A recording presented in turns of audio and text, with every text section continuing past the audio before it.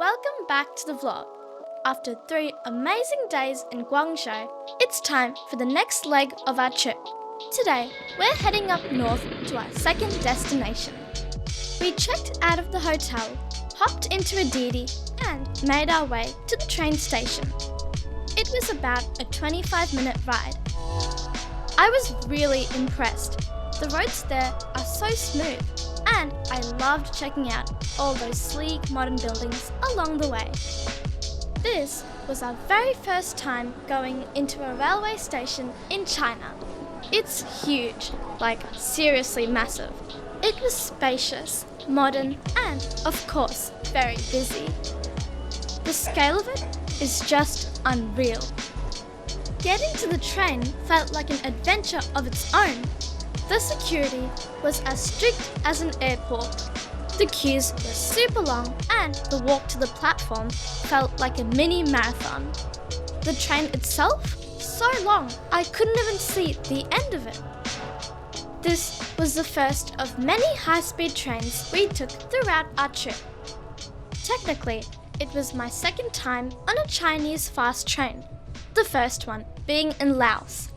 The train was clean, spacious, and super modern.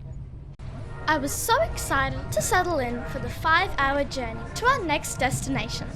So sit back and watch the beautiful country of China zip past.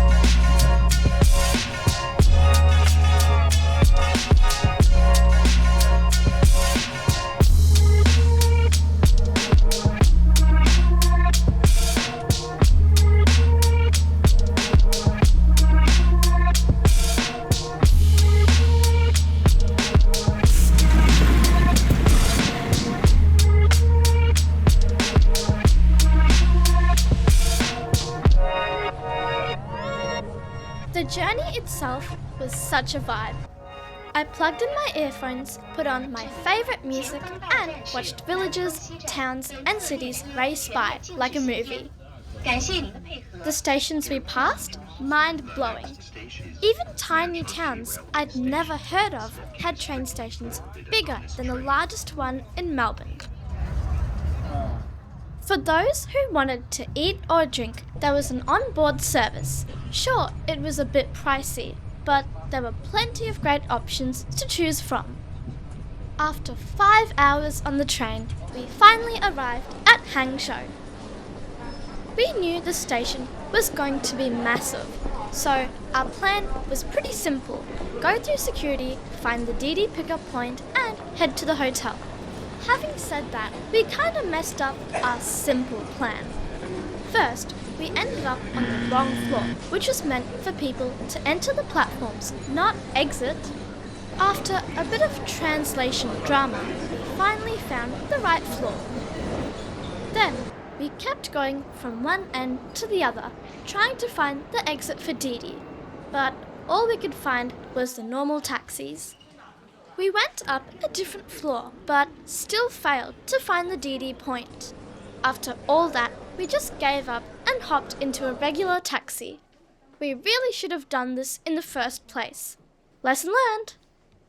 We were keen on getting a Didi because we had 2 big suitcases, and from past experience, we knew that most taxis might struggle to fit them.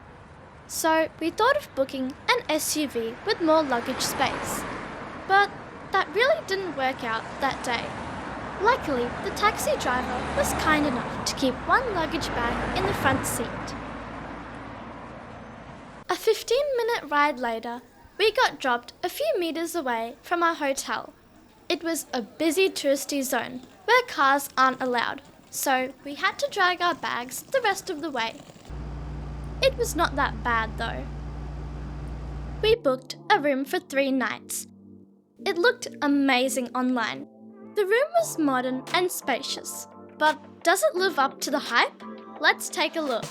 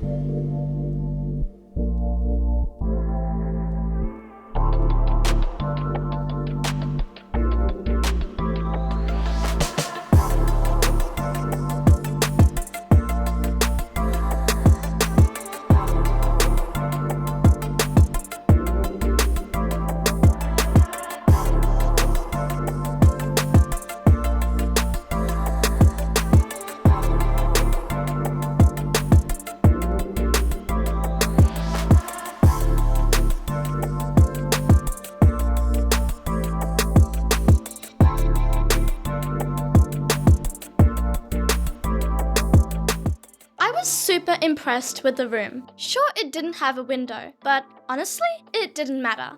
It was cozy and had everything we needed. After dropping off our bags and freshening up, we went out in search of KFC. I know it's not the most authentic choice, but I was eager to check out their menu.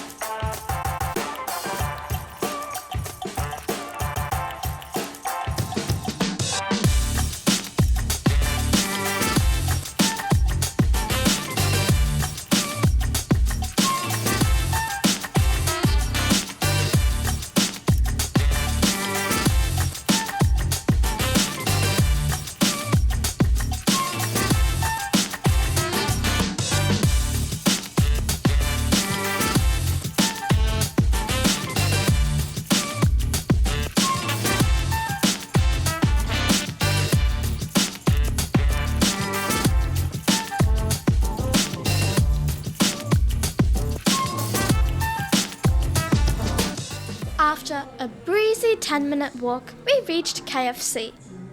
It didn't look like a regular KFC back home. The layout looked almost like a cafe, which I really liked, and the menu was next level with so much variety. And they were even flaunting their secret recipe. So in here is a chicken popcorn, a burger, and a bunch of burgers. It's orange. It's like some sort of orange juice. Oh, I'm not quite sure what this is, but it looks delicious. I think it's a lemon tea. Here, we've got this ice cream, and guess what? It's got boba on top. That meal was so delicious. I was absolutely stuffed. So the walk back to the hotel felt like a perfect way to burn off some calories.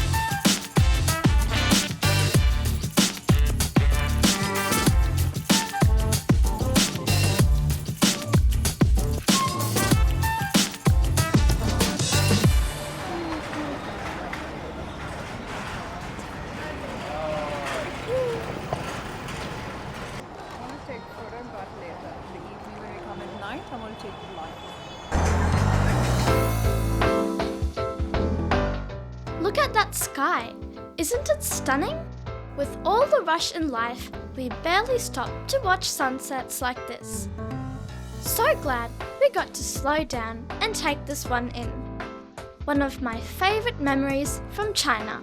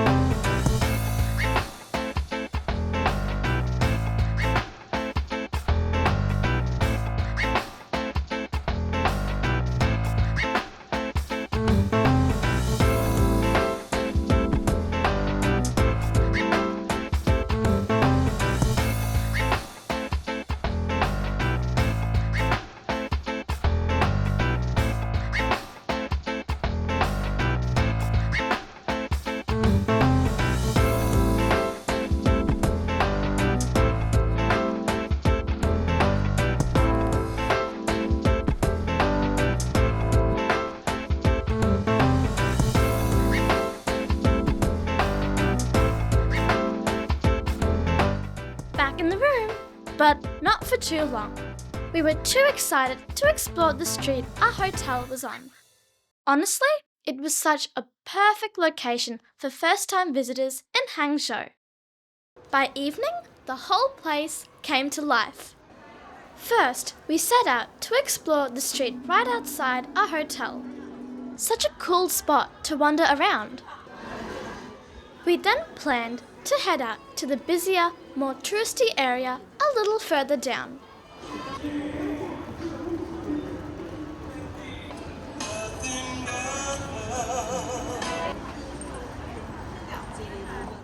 The lights were glowing, the vibe was amazing, and families with kids were out enjoying the evening.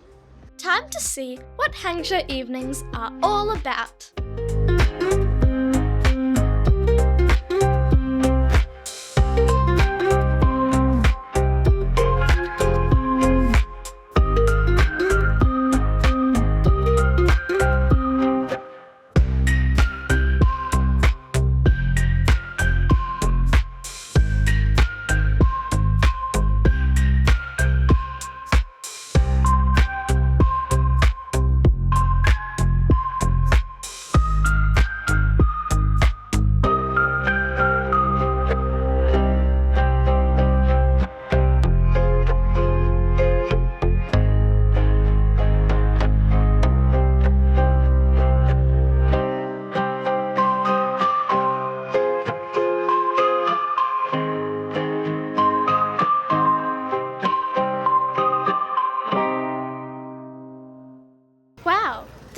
place is so well lit.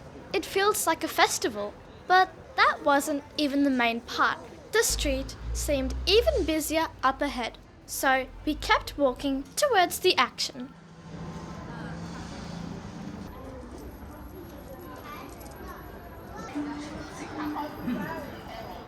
The lanterns, the shop lights, the glowing signs, everything just looked so festive.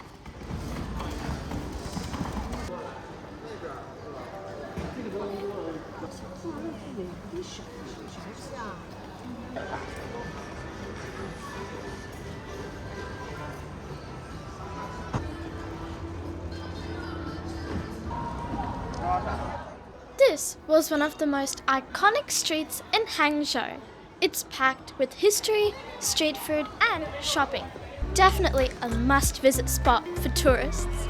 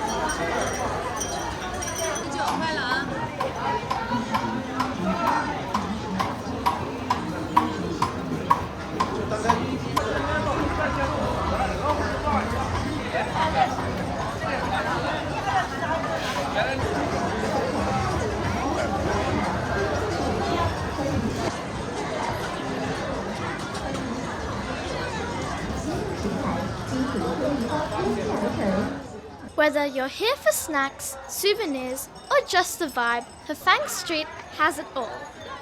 Let's check out the busiest part of the street.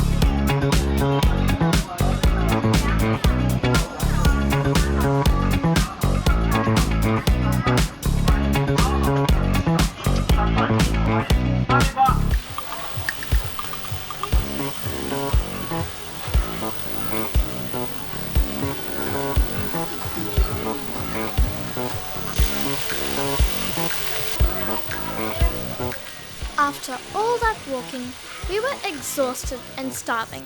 Thankfully, we stumbled upon this food court right when we needed it.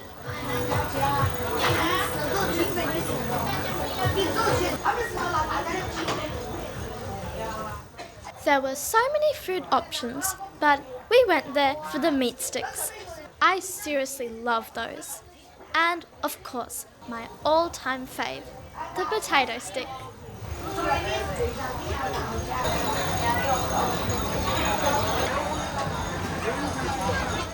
So, the night markets in Thailand, Malaysia, Laos and Cambodia feel raw and spontaneous. They pop up in tight alleys or open streets during the evening times. It's chaotic, but fun at the same time.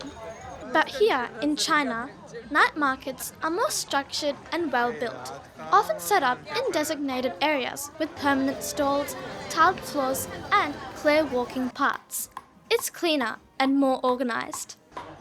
Both have their charm. One gives you the raw street energy, while the other is well structured.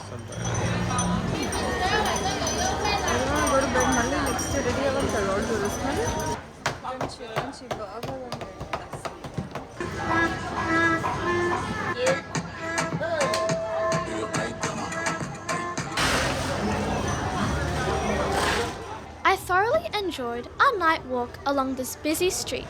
So glad we booked a hotel in this area. Even though it was late at night, it still felt really safe with the police at every corner. I even took over the camera duties from my dad for a bit, and here's what I captured.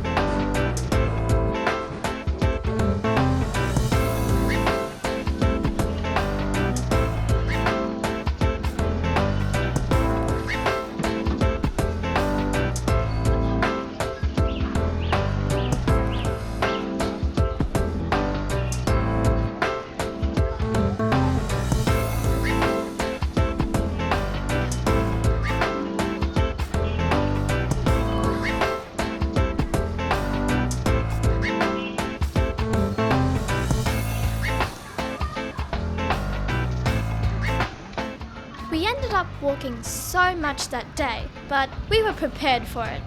The weather was great, and I really loved that the pathways are so broad, allowing us to walk around comfortably.